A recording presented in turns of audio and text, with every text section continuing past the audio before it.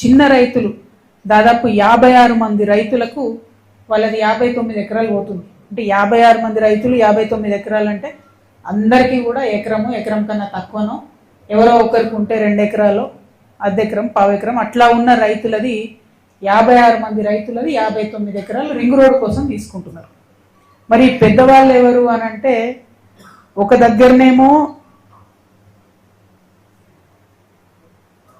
దగ్గరనేమో రెడ్డిపల్లి, చిప్పల్తిర్తి, తునికి ఈ 3 గ్రామాల మధ్యలో ఒక 400 ఎకరాల ఫామ్ హౌస్ వచ్చింది. దాని అలైన్మెంట్ మార్చి ఈ ఫామ్ హౌస్ పక్క నుండి పోయేటట్టు చేసుకున్నారు. తద్వారా ఆ భూమి విలువ పెరగాలని అక్కడ ఒక 5 స్టార్ రిసార్ట్ రన్ చేస్తూ ఉన్నారు. దాంట్లకు ఈ గ్రామాల ప్రజలకు ఎంట్రీ లేదట. సో ఈ గ్రామస్తులు అక్కడ ఏముందో చూద్దామని పోతే బైక్ మీద దొంగతనంగా మేము సంగారెడ్డి వాళ్ళం, హైదరాబాద్ వాళ్ళం అని చెప్తే అందులోకి రానిచ్చిలేరు. ఫంక్షన్ ఉన్నప్పుడు వాళ్ళు చూసొచ్చి చెప్పినటువంటి మాట గ్రామస్తులు, ఇది నాకు ప్రూఫ్ లేదు, కాకపోతే వాళ్ళు చెప్పేటటువంటి పేరు ఈ ఫామ్ హౌస్ హరీష్ రావు గారిది అని చెప్తా ఉన్నారు. అందుకని అలైన్మెంట్ మార్చినారని చెప్తున్నారు.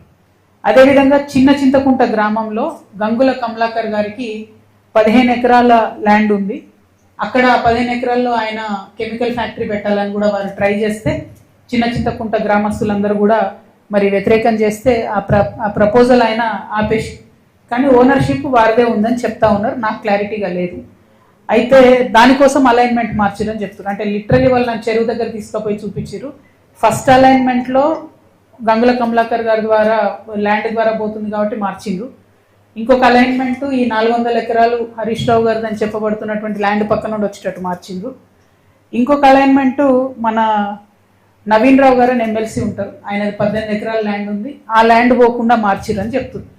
సరే ఇది ఎవరి ల్యాండ్ ఏందన్నది వాళ్ళు వచ్చి క్లారిటీ ఇచ్చుకోవాలి. ఎందుకంటే గ్రామస్తులు పదే ఈ పేర్లే ఎత్తురు. నిన్న మీరు అందరు కూడా చూసి లైవ్ ఉంది, సీక్రెట్ ఏం లేదు, అదే పేర్లు చెప్తూ వచ్చి.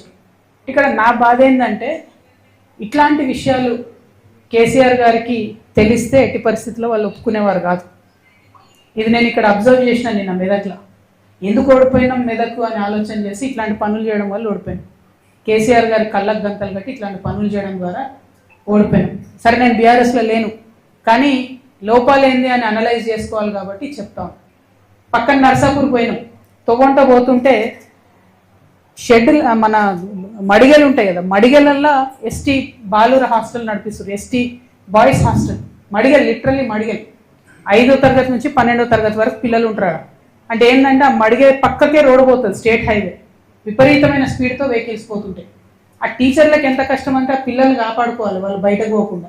పిల్లలు ఆడతారు, మగపిల్లలు దుందుడుకు ఉంటారు, ఏమైనా అయితే ఎవరు రెస్పాన్సిబిలిటీ? మనకేం అవసరం లేదు.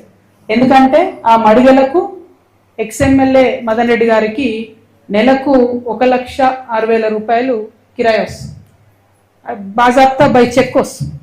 అంటే ఈ హాస్టల్ని ఎస్టీ బాయ్స్ హాస్టల్ ఏదైతే పెట్టిరో అది కనుక కేసీఆర్ గారు చూసుంటే ఎట్టి పరిస్థితులలో ఒప్పుకునే వాళ్ళు కాదు.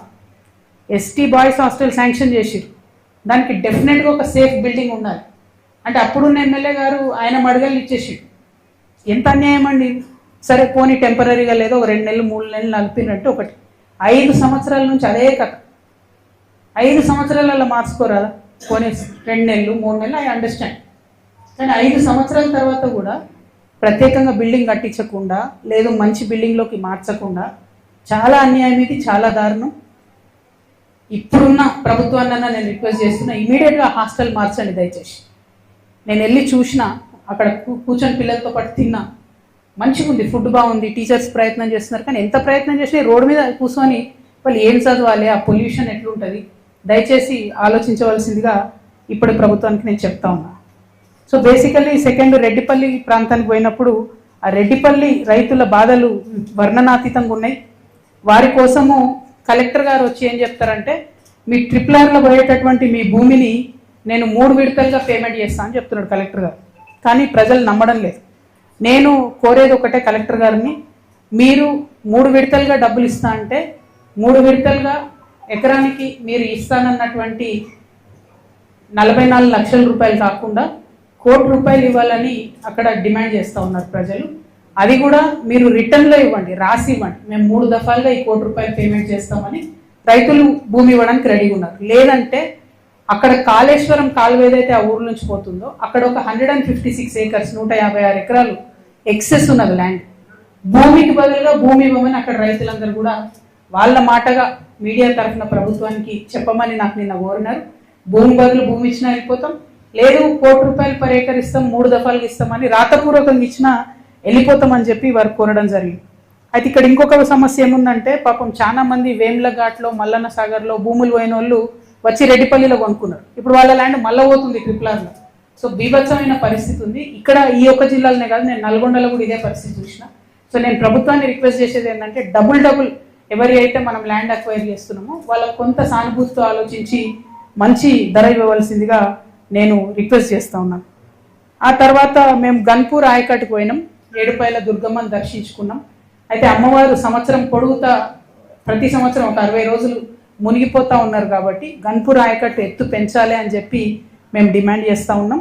ఎత్తు పెంచడానికి డబ్బులు ఆల్రెడీ శాంక్షన్ అయి ఉన్నాయి, కానీ ఇరిగేషన్ మంత్రిగా మరి అప్పుడు హరీష్ రావు గారే ఉండే, కానీ ఆయన ఎందుకో మరి పట్టించుకోలేదు. ఈ గన్పూర్ ఆయకట్టు 0.2 TMC ఉండే, ఇసుక పేరుకపోయి 0.138 TMCకి దాని కెపాసిటీ పడిపోయింది.